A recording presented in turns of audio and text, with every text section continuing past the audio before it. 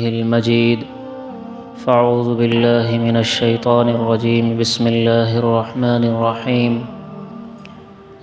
يا أيها الذين آمنوا اذكروا الله إذ جاءتكم جنود فأرسلنا عليهم ريحا وجنودا لم تروها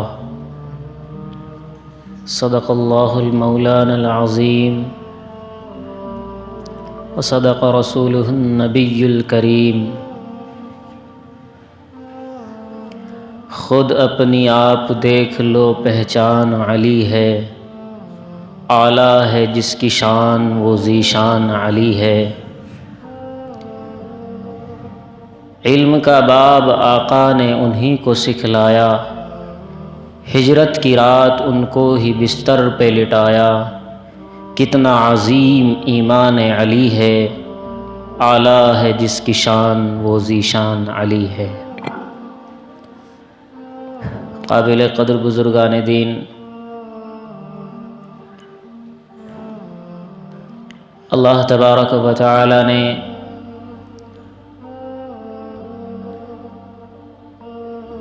انسانوں کی کامیابی، انسانوں کی کامرانی اپنے قانون، اپنی کتاب پر عمل اور اپنے احکام پر عمل کرنے میں رکھی ہے، یعنی ایمان میں رکھی ہے۔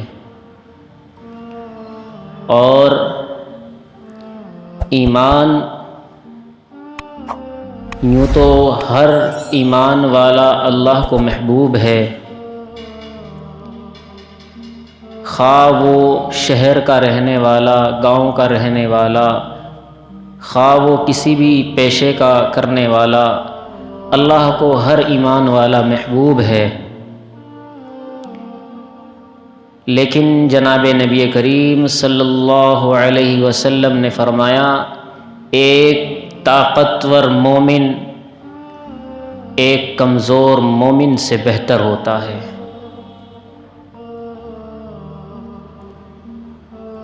یہ حدیث ظاہر پر بھی حکم کرتی ہے کہ ایک ایمان والا مومن طاقتور ہونا چاہیے، ایمان کی طاقت کے ساتھ ساتھ اس کے جسم کی طاقت بھی ہونا ضروری ہے۔ جو ایمان کی طاقت بھی رکھتا ہو، جسم کی طاقت بھی رکھتا ہو، یہ ایسا مومن اس مومن سے بہتر ہوتا ہے جو ایمان والا تو ہوتا ہے لیکن جسمانی اعتبار سے کمزور ہوتا ہے۔ تو ایمان کے لیے ایمان کی قوت، جسمانی قوت بھی لازمی ہے۔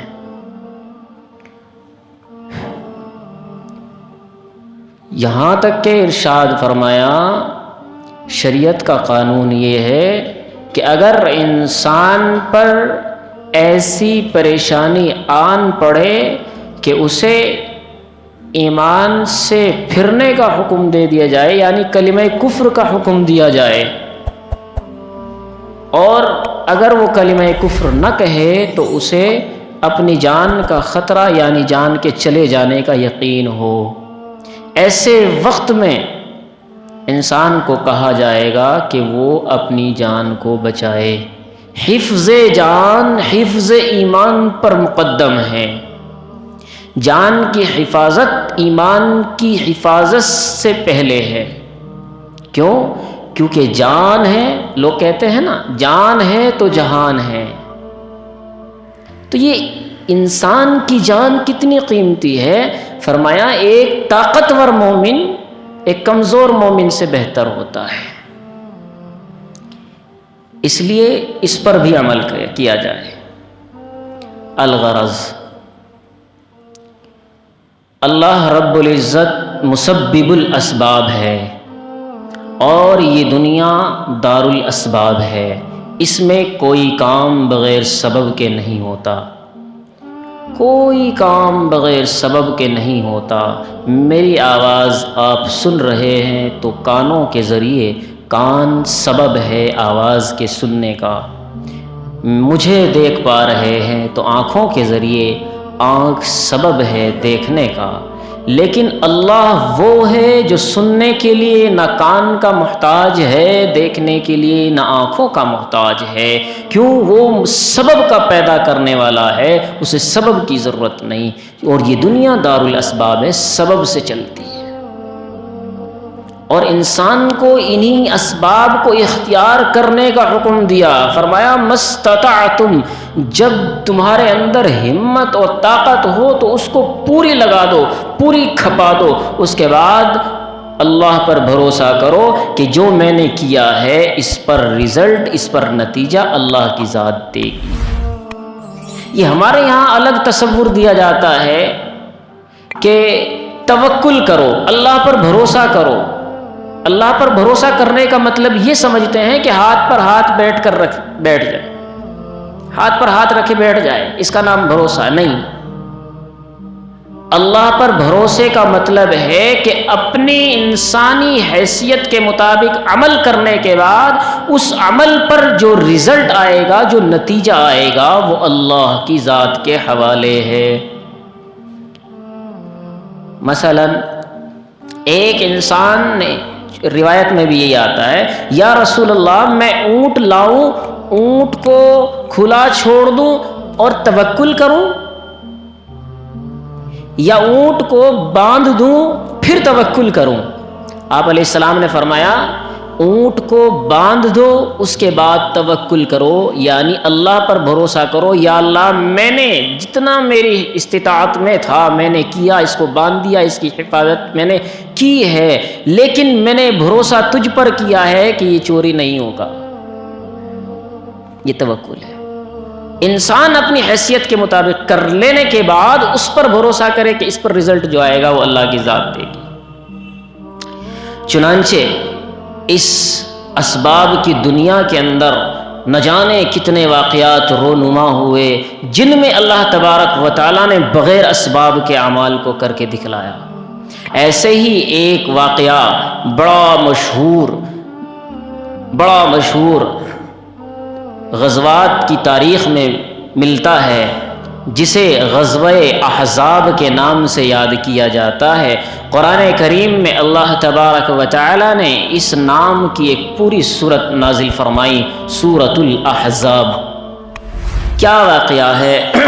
غزوہ بدر اور غزوہ احد کے بعد جناب نبی کریم علیہ الصلاۃ والسلام مدینۃ المنورہ کے اندر موجود ہیں، تو کچھ لوگوں نے بنو نذیر، ایک یہودیوں کا قبیلہ، ان لوگوں نے آپ علیہ الصلاۃ والسلام کے قتل کی سازش کی، اور اللہ تبارک و تعالی نے جناب نبی کریم علیہ الصلاۃ والسلام کو القاء فرما دیا کہ یہ لوگ آپ کو قتل کرنے کے در پر ہے، لہٰذا آپ علیہ الصلاۃ والسلام نے اس قبیلے کو مدینۃ المنورہ سے جلا وطن کر دیا۔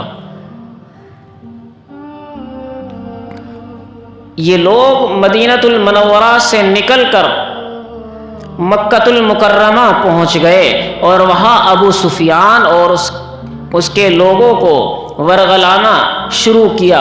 ان کو کہا کہ دیکھو غزوہ بدر ہوا، تم لوگ شکست کھا گئے، غزوہ احد میں وہ اپنی کمی کی بنیاد پر شکست کھا گئے، لیکن اب بدلہ لینے کا موقع ہے کہ ہم اندر سے آئے ہیں اور تم یہاں موجود ہو، لہٰذا اب ہم سب مل کر کے جنگ کریں گے۔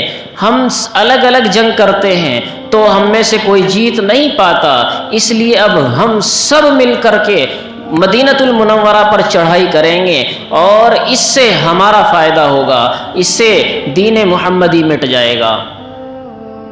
وہ لوگ تو اس میں پہلے سے ہی تیار تھے، کہنے لگے کہ ہم نے جو مدینۃ المنورہ کے اندر ایک قبیلہ ہے بنو قریظہ، ان سے ہم نے وعدہ لیا ہے کہ وہ ہمارا ساتھ دیں گے، اندر سے وہ لڑیں گے، ادھر سے ہم جائیں گے، تو پھر چاروں طرف سے وہ لوگ گھر جائیں گے اور شکست کھا جائیں گے۔ اس طرح کی تیاریاں ہونی شروع ہو گئی مکۃ المکرمہ کے اندر۔ ابو سفیان نے یہ لشکر تیار کیا 10,000 افراد پر۔ وسائل کے ذریعے آپ علیہ الصلاۃ والسلام کو پتہ چلا کہ ابو سفیان اور بنو نذیر جو یہاں سے جلا وطن ہو چکے ہیں، وہ لوگ مل کر مدینۃ المنورہ پر دھاوا کرنا چاہتے ہیں، چڑھائی کرنا چاہتے ہیں۔ ایک بڑی جماعت ہے، بڑا لشکر ہے، اور سارے تیر انداز، سارے بہادر، ایک سے بڑھ کر ایک۔ آپ علیہ الصلاۃ والسلام نے مشورہ کیا کہ کیسے اس جنگ کا سامنا کیا جائے۔ سردی کا موسم، سخت سردی کا موسم، اور فرمایا کہ یہ 2 جنگیں ہو چکی ہیں، جنگ بدر بھی ہو چکی، اس میں ہم باہر جا کر 5-5.5 کلومیٹر کی دوری پر جنگ کر کے آئے ہیں، اور غزوہ احد بھی ہو چکا، وہ بھی مدینۃ المنورہ سے قریب ہی ہوا ہے، لیکن ان تمام میں اتنا لشکر نہیں تھا، اور اب جو لشکر ہے یہ 10,000 کے قریب کا لشکر ہے۔ اب کیسے کیا جائے؟ افراد کو تلاش کیا گیا تو 1,000 مسلمانوں کی جماعت 1,000، اور سامنے کفار کا لشکر 10,000۔ تمام صحابہ کرام رضوان اللہ تعالی علیہم اجمعین اکٹھے ہوئے، جمع ہوئے۔ آپ علیہ السلام نے پوچھا، مشورہ دو، رائے دو، کیا کیا جائے؟ کوئی تجویز سمجھ میں نہ آئی تو جناب سلمان فارسی رضی اللہ تعالی عنہ، جو غزوہ بدر اور غزوہ احد میں شریک نہ ہو سکے اپنے آقا کی خدمت کی بنیاد پر، لیکن اس میں وہ شریک ہوئے، انہوں نے ایک مشورہ دیا۔ کون سلمان فارسی؟ یہ وہ سلمان فارسی رضی اللہ تعالی عنہ ہیں جس کی نسل میں آج بر صغیر کے اندر علم کا دریا بہتا ہے۔ پورے بر صغیر کے اندر، ہندوستان، پاکستان، برما، بنگلہ دیش، اگر کوئی حنفی المسلک ہے وہ تمام کے تمام سلمان فارسی کی نسل سے۔ وہ سلمان فارسی رضی اللہ تعالی عنہ بڑی عمر پائی انہوں نے۔ آپ علیہ السلام نے پوچھا، کیا مشورہ ہے، کیا رائے ہے، کیا کیا جائے؟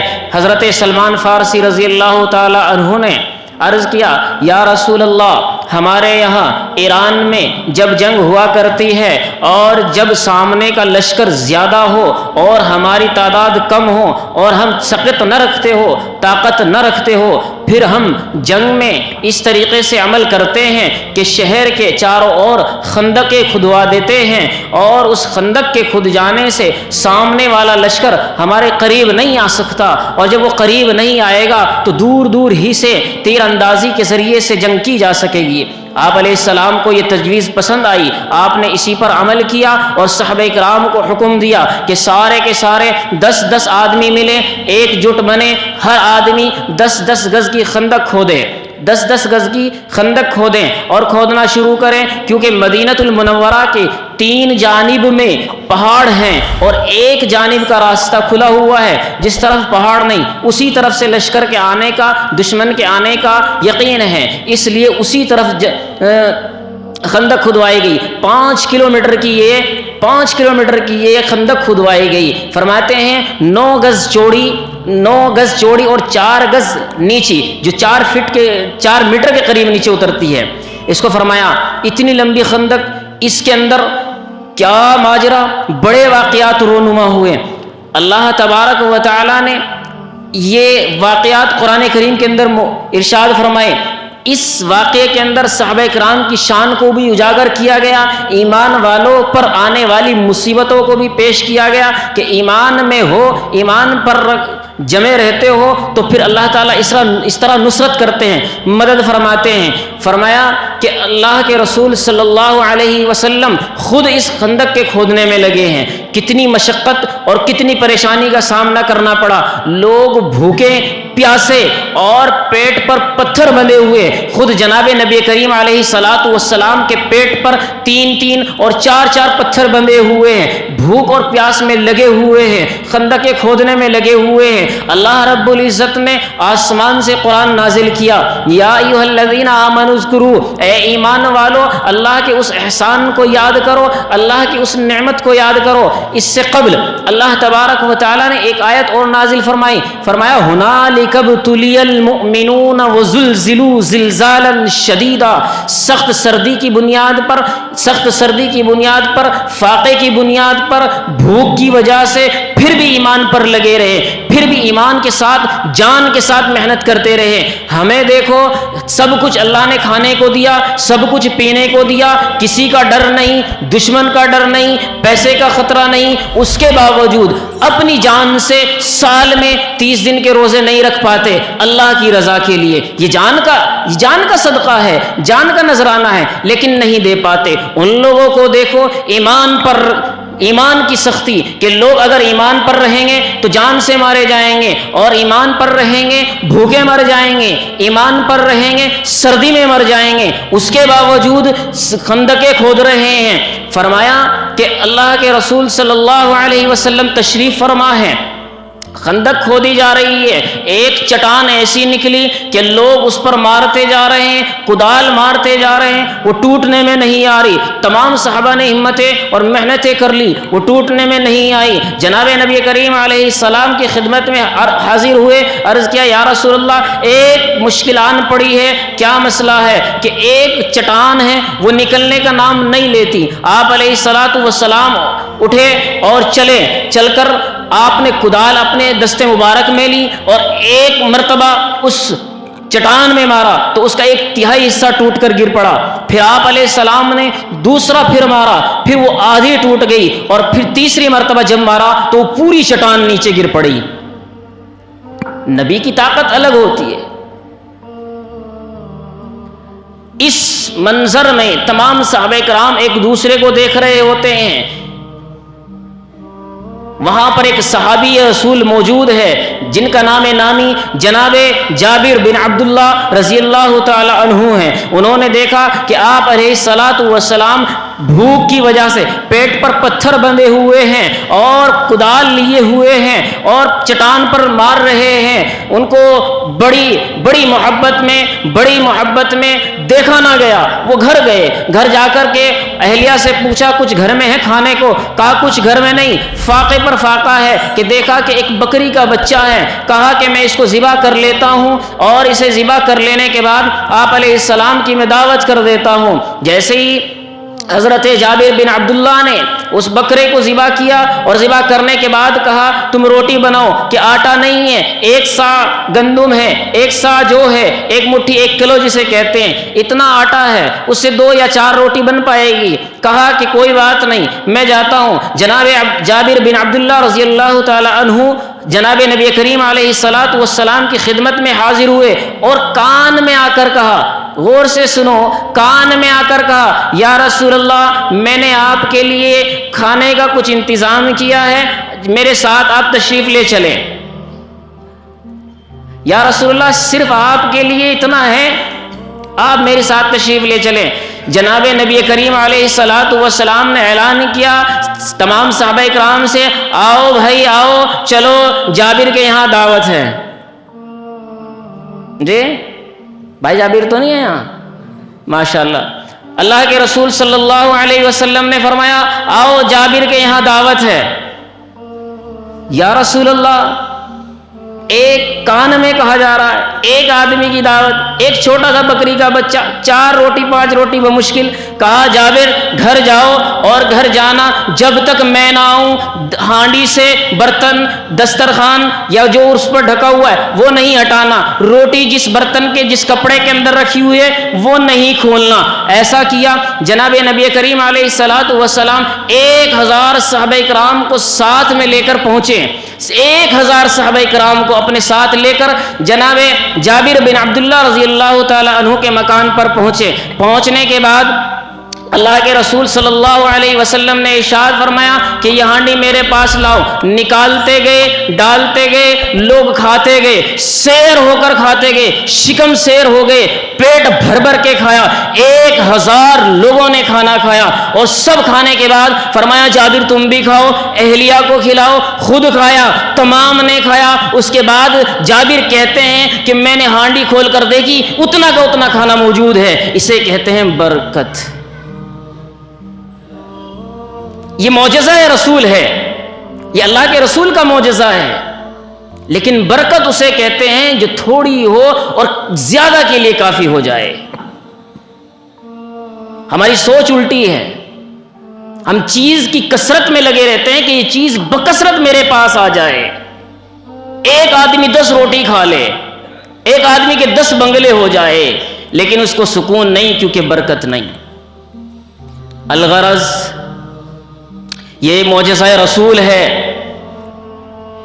اب یہ خندق کھودی گئی, 6 دن کے اندر یہ خندق تیار ہو گئی. بعض نے لکھا 15 دن کے اندر. جب یہ خندق تیار ہو گئی, لشکر آیا, کفار آئے اور انہوں نے آ کر دیکھا کہ یہ تو راستہ بند کیے ہوئے ہیں, کیا کیا جائے, کس طرح کیا جائے. ان کے اندر ایک بڑا بہادر, ایک بڑا پہلوان جس کا نام عمر بن عبد ود تھا, بڑا پہلوان تھا, بڑا پہلوان. 100 جنگیں لڑ چکا تھا, 100 جنگیں لڑ چکا تھا. جب وہ 100 جنگیں لڑ چکا تھا, اتنا بڑا بہادر, کوئی اس کے ساتھ لڑنے کے لیے تیار نہیں تھا. وہ اپنے گھوڑے کو ایک راستہ دیکھا جہاں سے گنجائش تھی کہ وہ خندق کو پار کر سکے. گھوڑے سمیت خندق کو پار کر دیا اور پار کرنے کے بعد آواز لگائی من این محمد, محمد کہاں ہے, کہاں ہے اس کے ساتھی, کہاں ہے اس کے صحابی, بلاؤ, ہے کوئی میرے مقابلے کا, ہے کوئی آج جو اب عمر بن عبد سے ٹکر لے سکے. جناب نبی کریم علیہ السلام نے فرمایا ہے کوئی جو اس کا جواب دے. کوئی نہیں بولا. جناب عمر فاروق بھی تشریف فرما ہے, جناب ابو بکر صدیق بھی تشریف فرمائے, بڑے بڑے صحابی وہاں تشریف فرمائے, تمام صحابہ کرام کا مجمع ہے. لیکن سامنے کون ہے؟ عمر ابن ود ہے. کسی کی ہمت نہ پڑی کہ کہے جناب سیدنا علی المرتضی شیر خدا, شوہر بطول, جناب سیدنا علی المرتضی رضی اللہ تعالی عنہ کہنے لگے یا رسول اللہ انا لہو, میں جاتا ہوں, میں تیار ہوں. آپ علیہ السلام نے کہا بیٹھ جا, بیٹھ جا. فہذا عمر بن عبد ود, بیٹھ جا, تو نہیں, یعنی تیری ہمت نہیں, تو بچہ ہے. 23 سال کی عمر سیدنا علی المرتضی کی ہے. پھر اس نے آواز لگائی عمر ابن ود نے, ہے ارے تم تو یہ کہتے ہو کہ کافر کو مار دو گے, کافر کو قتل کر دو گے, جنت میں چلے جاؤ گے, اور اگر کافر کے ہاتھ سے قتل ہو جاؤ گے, شہید ہو جاؤ گے, تو تمہاری جنت کہاں ہے, کہاں ہے وہ جنت, کہاں ہو جنت کے طلبگار, نکلو آؤ میرے ٹکر پہ, کہاں ہے محمد. جناب نبی کریم علیہ السلام نے کہا ہے کوئی. پھر دوسری مرتبہ سیدنا علی المرتضی کھڑے ہوئے, یا رسول اللہ انا لہو, میں جاتا ہوں, میں اس کے لیے جاتا ہوں. آپ نے فرمایا بیٹھ جا, یہ عمر ہے, یہ عمر ہے. کتنا بڑا طاقتور ہوگا. ایک صحابی وہاں کھڑے ہوئے, جب تیسری مرتبہ اس نے آواز لگائی, کہا یا رسول اللہ میں ہوں. کہا کہاں, کہ میں لڑنے کے لیے نہیں جا رہا ہوں, میں یہ بتانے جا رہا ہوں کہ یہ عمر ابن ود وہ ہے, یہ وہ ہے کہ جب کفار کی جنگ میں یہ شریک تھا تو اس نے اپنے ڈھال کو, ایک انسان نے اس پر حملہ کیا, اس کی ڈھال ٹوٹ گئی, اس نے بہت لوگوں کو قتل کیا, اس کے بعد اس کی ڈھال ٹوٹ گئی تو اسے کوئی ڈھال نہ ملی. ایک اونٹ کا بچہ تھا, اس نے ایک ہاتھ سے اس اونٹ کے بچے کو اٹھایا اور ایک ہاتھ میں تلوار لے کر جنگ کی ہے. اس اونٹ کے بچے سے اس نے ڈھال بنائی ہے. یہ اتنا طاقتور انسان ہے, اس کے باوجود کسی کی ہمت نہ ہوئی اور پستی ہو گئی. لیکن پھر تیسری مرتبہ میں پھر سیدنا علی المرتضی شیر خدا, شیر مصطفیٰ کھڑے ہوئے, یا رسول اللہ میں جاتا ہوں. آپ نے کہا اجلس, بیٹھ جا. کہا نہیں نہیں, وَإِنْ كَانَ عَمْرًا, یا رسول اللہ میں جاؤں گا اگرچہ عمر ہی کیوں نہ ہو.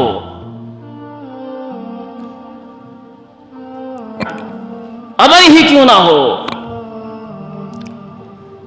اب جناب سیدنا علی المرتضی اپنی ذوالفقار کے ساتھ نکلے, اپنی تلوار کے ساتھ نکلے جس کا نام ذوالفقار ہے.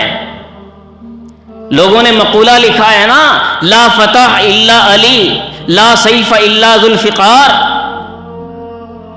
جی نکلے ادھر سے عمرو ابن ود آتا ہے، ایسے جیسے ایک بڑا ہاتھی، ایک بڑا سانڈ ڈیل ڈول آتا ہے، اپنی طاقت کے جوش میں، اپنی طاقت کے نشے میں آتا ہے. آ کر کے دیکھتا ہے کون ہے، کہا کہ میں علی ہوں. کہا علی بن عبد المطلب، نہیں علی بن ابی طالب. کہا بھتیجے تجھے کس نے کہا آنے کو؟ چلا جا محمد سے کہو کسی اور کو بھیجیں. تجھے کس نے بھیج دیا؟ یعنی یہ کہنا چاہا کہ میں تجھ سے لڑنا نہیں چاہتا. فرمایا کہ میں نے سنا ہے کہ تم لڑائی میں 3 باتیں رکھتے ہو. کہا ہاں تمہارے لیے بھی 3 باتیں ہیں، جو کہو گے قبول کی جائے گی. کہا کہ میری پہلی بات یہ ہے عمرو ابن ود ایمان لے آؤ. کہا کہ یہ نہیں ہو سکتا. دوسری بات یہ ہے کہ تم واپس چلے جاؤ. کہا یہ نہیں ہو سکتا. پھر تیسری بات یہ ہے کہ تم جنگ کے لیے تیار ہو جاؤ. کہا اے ہائے ہائے ہائے، مجھے اس دھرتی پر کھڑے ہو کر آج اس بات کا احساس ہو رہا ہے 100 جنگیں لڑ چکا ہوں، لیکن مجھے اس بات کا کبھی اندازہ نہیں تھا کہ کوئی ہو سکتا ہے جو یہ کہے عمر میرے ساتھ لڑنے کے لیے تیار ہو جائے. وہ کتنی اپنی طاقت کے نشے میں ہوگا. کہا کہ میں تجھ سے لڑنا نہیں چاہتا. سیدنا علی المرتضیٰ نے کہا کہ میں تجھے قتل کر کے جاؤں گا. وہ غصے میں آیا اور تلوار نکالی اور چلا اور کہا کہ اس خیبر کی زمین کو پتا ہے، اس خیبر کی زمین کے ہر ٹکڑے کو پتا ہے کہ میں عمر ابن ود ہوں. سیدنا علی المرتضیٰ نے شعر پڑھا، انا الذی سمتنی امی حیدرا، کہ میں وہ ہوں جس کی ماں نے میرا نام حیدر کرار رکھا ہے. حیدر کے معنی آتے ہیں شیر کے، اور کرار کے معنی آتے ہیں پلٹ پلٹ کر وار کرنے والا. حیدر کرار، میں وہ ہوں جس کی ماں نے نام حیدر کرار رکھا ہے. جنگ شروع ہوئی، عمر ابن ود نے حملہ کیا. سیدنا علی المرتضیٰ نے ڈھال پر اس کو روک لیا. پھر دوسرا حملہ کیا، پھر روک لیا. تیسرا حملہ کیا، سیدنا علی المرتضیٰ کے شانے میں لگا اور پھر اس کے بعد زخمی شیر بن گیا. زخمی شیر زیادہ خطرناک ہوتا ہے. حیدر کرار اب بنا ہے، پلٹ پلٹ کر حملہ کرنے والا اب بنا ہے. سیدنا علی المرتضیٰ نے اپنی ذوالفقار نکالی، اپنی وہ تلوار نکالی کہ ہے میں اپنے شوق میں، اپنے ذوق میں یہ جملہ سیدنا علی المرتضیٰ کی محبت میں پیش کرنے جا رہا ہوں کہ لوگوں ذرا بتاؤ مجھے کہ جہاں علی المرتضیٰ جیسا شیر ہو، شیر خدا، شیر مصطفیٰ ہو، اور پھر ذوالفقار ہو، ہے کسی مائیں کے لال میں جرت کہ وہ اس کے حملے سے نکل کر آ جائے؟ نہیں نکل سکتا.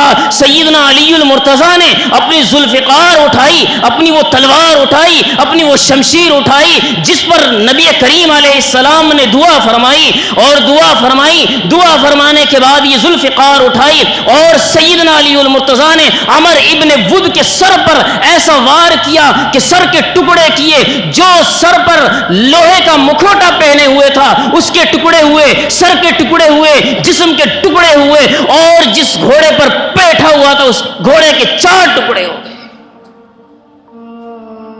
یہ ہے حیدر کرار، یہ ہے حیدر کرار. خود اپنے آپ دیکھ لو، پہچان علی ہے، اعلیٰ ہے جس کی شان وہ ذیشان علی ہے. وآخر دعوانا الحمدللہ رب العالمین. یہ رضا سنت اذان کی سنت.